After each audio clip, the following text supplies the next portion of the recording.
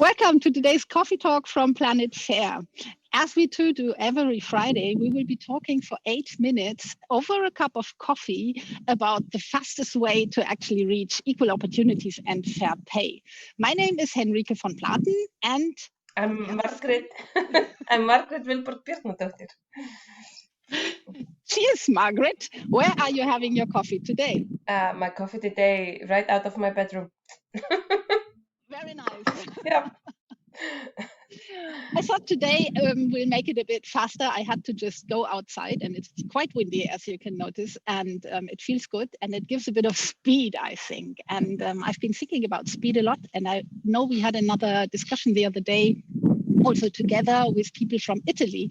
And I was wondering what you actually think about this message that came from Draghi and the goals that he set that you might want to share, because they are really, like a rocket, I would say. Yeah, they're ambitious. So, and I think the two of us, we like ambitious goals when it comes to pay equity. So their goal is actually to drive down the unadjusted pay gap from 17% to 10%. So reduce it by 7 percentage points in 5 years. So that's, I like it. yeah, that's ambitious, right? So yeah, I was super excited to see that. How do you think can they manage that? So interestingly, in terms of the pay gap, so this is the private sector. They're not the worst in Europe when it comes to this, just the absolute pay gap. But they do have the lowest female participation in the workforce across Europe, which is interesting. So a lot of the measures are aimed at that. So, for example, their goals, again, these are goals, are going to try to drive up the percentage of companies run by women from 22% to 30%, again, in 5 years. So that's up by, 8 percentage points. So that would be, a long sprint. They're also targeting IT skills to women, so trying to encourage digital skills among women.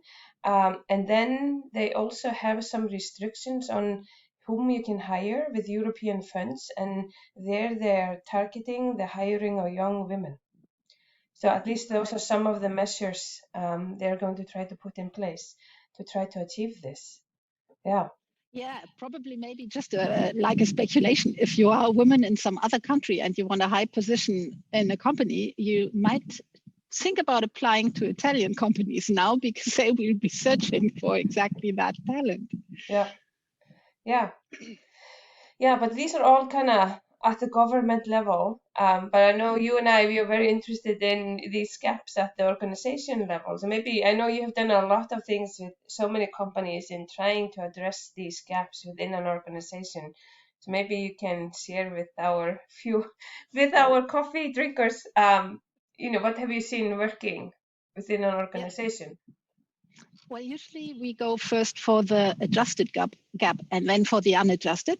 I really like the ambitious goal of going straight away for the unadjusted one. That's perfect. But in companies, they usually do it like in those steps. So you say the first step usually is to really just close down the adjusted one, which is so simple. And those companies that understand it and just do it spend a little bit of money in comparison to what they spend in general for their workforce to really drive down the adjusted pay gap. And I mean down to sort of near to zero, not something like 5% that is a goal in Switzerland and other countries.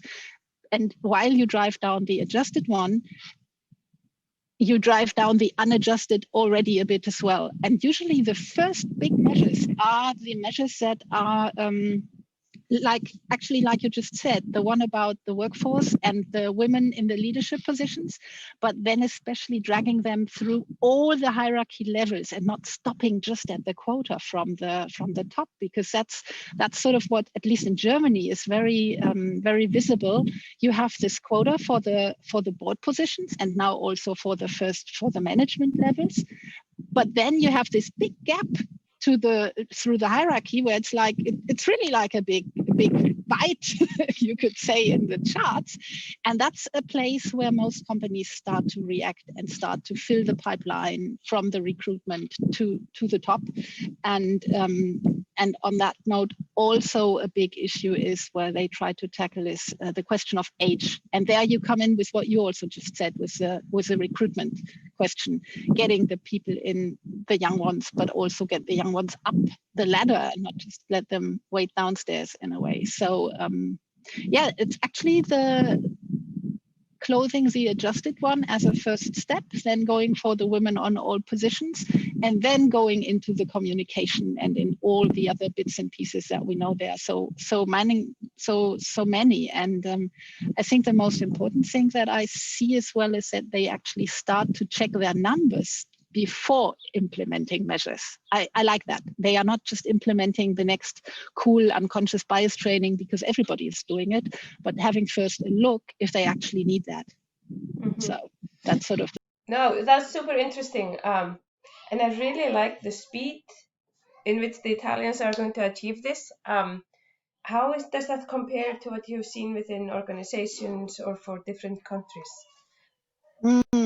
I like to take the country one because yesterday I was talking on a conference in Stade about countries, especially the Nordics and especially also Sweden. And as we look so much towards Sweden and towards the Nordics, my favorite being, of course, Iceland, but we know they've been on the topic for a long time. And Sweden changed the tax laws in 1971.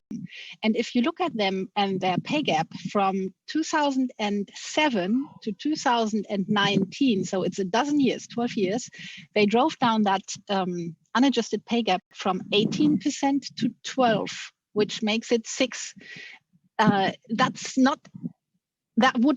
would mean that he couldn't make it, which is not the case, because what I think is due to that experience and seeing how they've done it, Italy can copy paste a lot of things from those countries and even be faster and then actually reach that ambitious goal, because we all know how it works now. So I think the ambition is great, and nobody else, as far as I know, has already reached it in that time frame. So he will just be a first mover, which is wonderful. So I think he will do it. And I hope that if they put up legislation or anything like that on it as well, they will go for the adjusted pay gap down to 0 and not stop at 5%. That would be sort of my wish. And I think that would speed the process up a lot, not making companies stop there, but really get them to turn their gaps down. So perfect. I think those are perfect final words because we're already at time. Oh, yeah. Thanks for reminding. Yeah, I was just like thinking and what would come next now, but you're absolutely right looking at my time. So I would say thank you very much for the coffee, Margaret, and we see each other next week. See you then. Bye. Bye-bye.